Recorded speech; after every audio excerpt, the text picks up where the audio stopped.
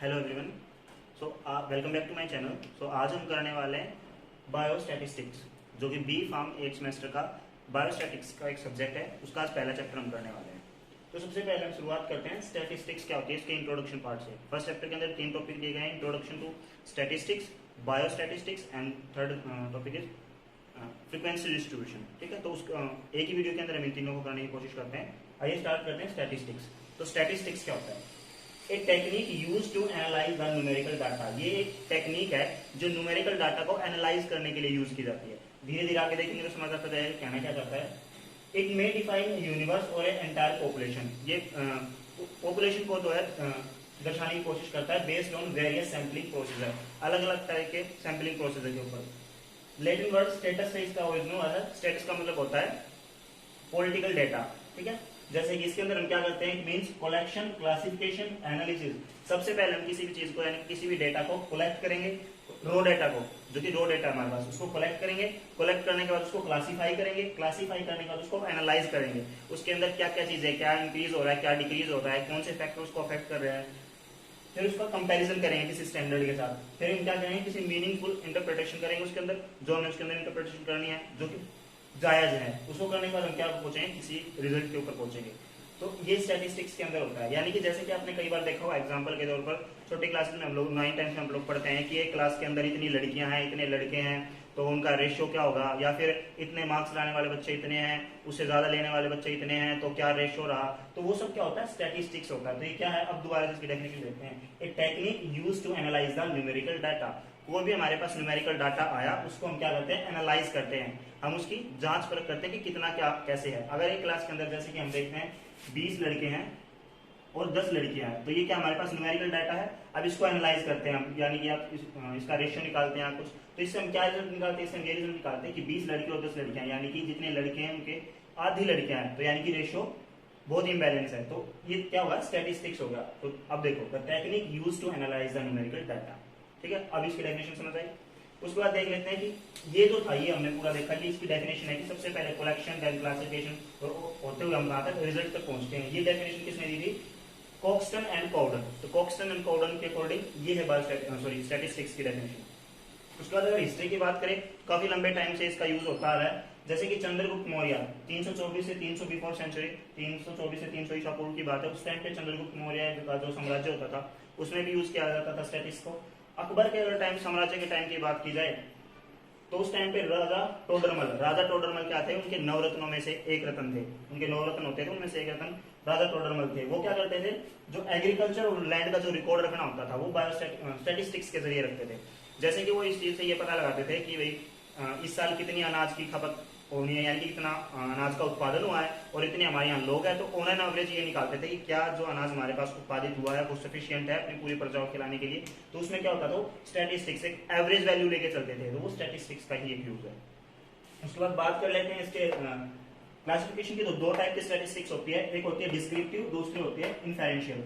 Descriptive यानी कि बिल्कुल ओरिजिनल डेटा, सब कुछ ओरिजिनल होते हैं, इसमें फैक्ट्स होते हैं, तथ्य होते हैं। इसमें किसके ऊपर ध्यान दिया जाता है, कलेक्शन, जो रो डेटा होता है उसका कलेक्शन किया जाता है।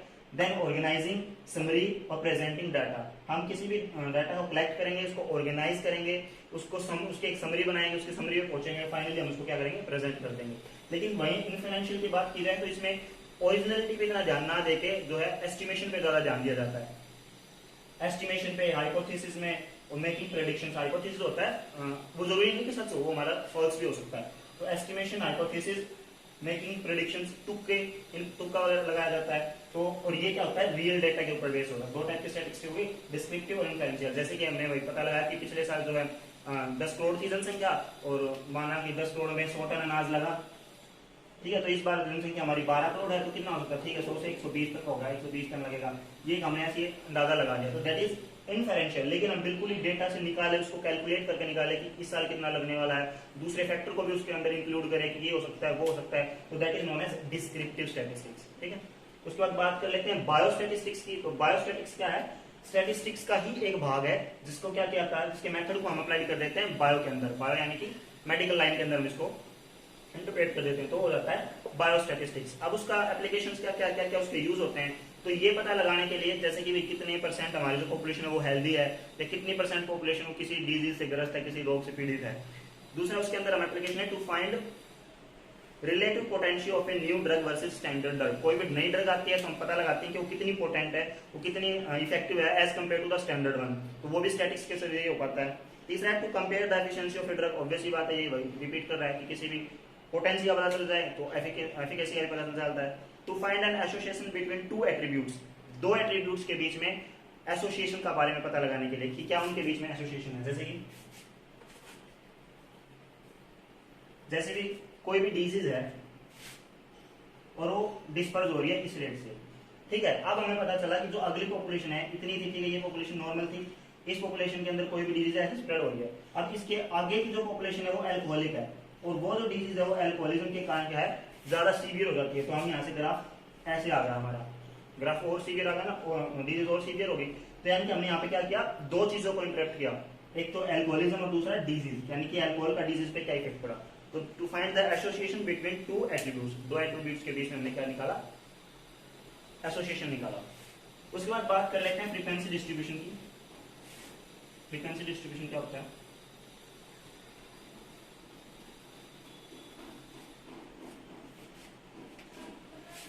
फ्रीक्वेंसी डिस्ट्रीब्यूशन, इसके नाम से इसकी डेफिनेशन आएगी। वैसे सबसे पहला वर्ड है फ्रीक्वेंसी। फ्रीक्वेंसी क्या होता है? फ्रीक्वेंसी होता है किसी भी काम का कितने टाइम रिपीट होना, ठीक है। कोई भी चीज कितनी बार हो रही है या फिर कितने टाइम में होती है। हम कहते हैं कि पंखा घूम रहा है, पंखा क्या करता है, 1 मिनट के अंदर 30 चक्कर लगाता है, ठीक है। तो ये क्या उसकी फ्रीक्वेंसी है, वो जो ये 30 चक्कर कितने टाइम में निकाल रहा है, वो 1 मिनट में निकाल रहा है, या फिर ये बोलो 1 मिनट में वो 30 चक्कर लगाती है, उसकी फ्रीक्वेंसी है। यानी कि वो कितनी बार रिपीट होता है या कितने टाइम में रिपीट होता है, that is known as frequency, ठीक है। उसके बाद फ्रीक्वेंसी डिस्ट्रीब्यूशन, ये किस तरीके से डिस्ट्रीब्यूटेड है, that is known as frequency distribution. बात कर लेते हैं, it is the first method to well organise the data for investigation. सबसे पहली बात की जाए तो ये क्या है, अगर हम बायोस्टैटिक्स पॉइंट ऑफ व्यू से देखें तो फर्स्ट मेथड है, किस चीज का फर्स्ट मेथड है, टू वेल ऑर्गेनाइज, चीजों को अच्छे तरीके से हमने ऑर्गेनाइज करना है। To well organise the data, किस चीज के लिए हम ऑर्गेनाइज कर रहे हैं उसको, किसी इन्वेस्टिगेशन तक पहुंचने के लिए, ठीक है।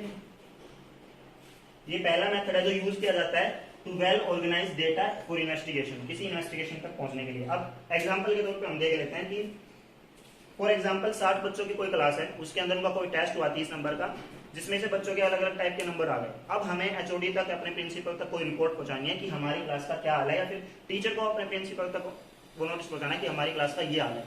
तो जो प्रिंसिपल है वो इस चीज पे ध्यान नहीं रखता कि भाई हाँ फर्स्ट रोल नंबर के इतने नंबर आए, मार्क्स आए, 2 के इतने, 3 के इतने, 4 के इतने, अप टू 60, इतना टाइम नहीं होता। तो हमें क्या करना है, उन सबको एक कंजेस्टेड फॉर्म में, कम से कम टाइम में और एक अच्छे डेटा के रूप में रिप्रेजेंट करना है। तो हम इसको किस तरीके से कर देते हैं, फॉर एग्जाम्पल ये तो लिस्ट बड़ी रहेगी हमारे लिए कि रोल नंबर 1 क्या है 20, 2 क्या है 18, 3 क्या है 21, 4 क्या है 22। तो इस तरीके से अगर हम नंबर को अरेंज करते हैं तो थोड़ा डिफिकल्ट रहता है ना, डिफिकल्टी क्रिएट करता है समझने वाले के लिए। लेकिन अगर हम क्या करें, इसी डेटा को कुछ इस तरीके से एडजस्ट कर दे कि भाई 20 से लेके 25 के नंबर लाने वाले बच्चे 4 हैं क्लास में, 25 से 30 नंबर लाने वाले बच्चे 6 हैं क्लास के अंदर, ठीक है। 15 से 20 लेके आने वाले कितने हैं, मैक्सिमम इसी रेंज में होते हैं 19 हैं। 10 से 15 के बीच में 8 हैं, मतलब तो ओवरऑल जो टीचर है, जो हमारा प्रिंसिपल, उसको ये पता चला है कि क्लास कहाँ लाई कर रही है मैक्सिमम, यानी कि 15 से 20 नंबर लाने वाले बच्चे 19 हैं, तो मैक्सिमम बच्चे इस नंबर के बीच में। तो वहां से वो है इन्वेस्टिगेशन, वहां से अपना रिजल्ट निकाल सकते हैं क्या कुछ चल रहा है। लेकिन अगर बात की जाए इस तरीके के डाटा की तो थोड़ा मुश्किल होता है फाइंड आउट करने के लिए। तो इसी का हम बोलते हैं फ्रीक्वेंसी डिस्ट्रीब्यूशन। हमने फ्रीक्वेंसी को डिस्ट्रीब्यूट कर दिया in a easy way to find out the investigation, ठीक है। इजी वे में किसी भी चीज को, किसी भी रिजल्ट को, किसी भी डेटा को रिप्रेजेंट करना कहलाता है फ्रीक्वेंसी डिस्ट्रीब्यूशन। अब आगे इसके अंदर भी कई टाइप्स हैं।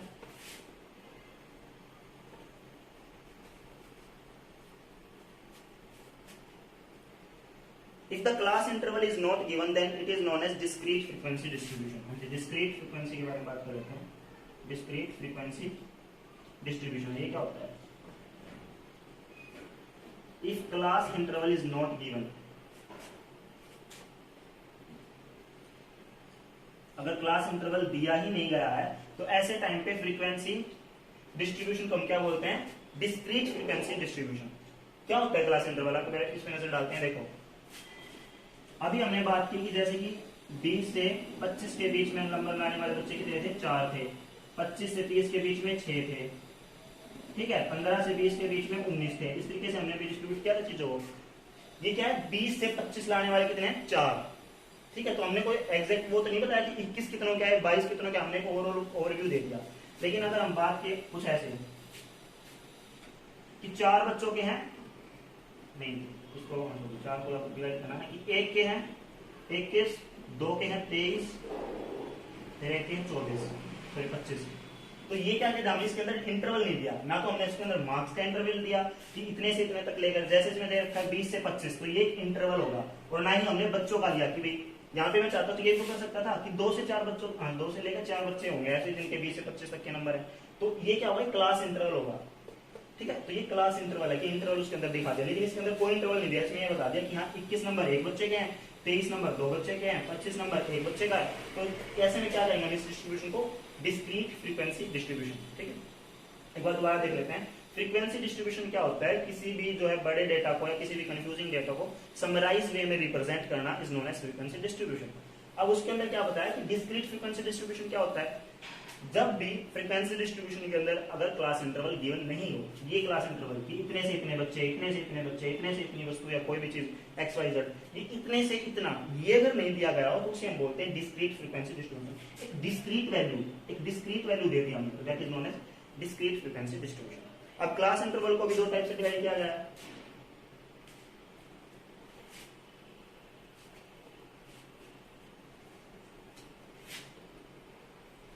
क्लास इंटरवल 2 टाइप से दिया गया है, देखो। एक तो होगा पहला वाला एक्सक्लूसिव और दूसरा होगा इंक्लूसिव। इसको आप ऐसे याद रखते हो, इंक्लूसिव मतलब इंक्लूड, जिसने इंक्लूड किया है। क्या इंक्लूड किया वो अभी देख लेते हैं। इंटरवल होना चाहिए, ठीक है। जैसे कि पहला इंटरवल हम देते हैं कि 0 से लेके 20, 20 से लेके 30, 30 से लेके 40, यानी कि इसके अंदर जो इंटरवल है उसमें कैसी बात की जा रही है कि जो भी चीज है वो 0 से ज्यादा है और 20 से कम है, इनके बीच की है, 0 से 20 तक की। इसमें 20 इंक्लूड नहीं है, यानी कि 0.1 से लेकर 19.9 तक तो इंक्लूड है, लेकिन 20 में खुद इंक्लूड नहीं है, ठीक है। तो that is known as exclusive. इनके बीच की 0 से लेकर 20, फिर देखो 20 दोबारा रिपीट हुआ, क्यों? क्योंकि इसमें तो 20 को इंक्लूड किया नहीं गया, तो यहाँ पे आ गए 20 से लेकर 29.9 तक, ठीक है। इसमें 20 इंक्लूड नहीं हुआ, तो that is known as exclusive, exclude किया गया उसे। बात की जाए इंक्लूसिव की, तो उसके अंदर क्या होगा? जैसे 1 से लेकर 21 से लेकर 30 और 31 से लेकर 40, 1 से 20। अब इसमें 20 भी इंक्लूड है कि 1 से लेकर 20 तक की जितनी चीजें हैं, वो डेटा कोई भी हो सकता है, चाहे क्लास के मार्क्स हो, क्लास में रेशियो हो या कुछ भी हो, कोई भी वस्तु हो। पैकेजिंग की बात की जाए, अगर हम फार्मास्यूटिकल बात की जाए या टैबलेट्स की बात की जाए, इतनी टैबलेट्स जो है वेट वेरिएशन शो कर रही है, इतनी नहीं कर रही, तो एग्जाम्पल कुछ भी हो सकता है। तो अगर हम बात करें 1 से 20, ठीक है, तो उसमें 20 भी इंक्लूड है, तो वो क्या होगा? इंक्लूसिव, इंक्लूड किया गया है। लेकिन एक्सक्लूसिव क्या होगा? 0 से 20, यानी कि इनके बीच की चीजें से, उनके अगर बीच का, इसमें अब ये ना upper limit is not include, तो इसके अंदर क्या होगा? Upper limit is not include. ये है अपर लिमिट हमारी, ये है अपर लिमिट, ये है अपर लिमिट, ये इसके अंदर इंक्लूड नहीं होगी, नेक्स्ट में होगी, और इसके अंदर अपर लिमिट इंक्लूड है, ठीक है। तो that is the difference between the exclusive class interval and inclusive class interval. Hope आप लोगों को समझ आया होगा। कमेंट्स में आप जरूर बताना समझ आया नहीं आया। नोट्स जो इसके प्रिपेयर हैं बिल्कुल PDF के फॉर्म में, मैं डाल दूंगा डिस्क्रिप्शन में। तब तक के लिए आप चैनल को सब्सक्राइब करें। नेक्स्ट वीडियो में हम सेकंड चैप्टर लेकर आ रहे हैं। Thank you.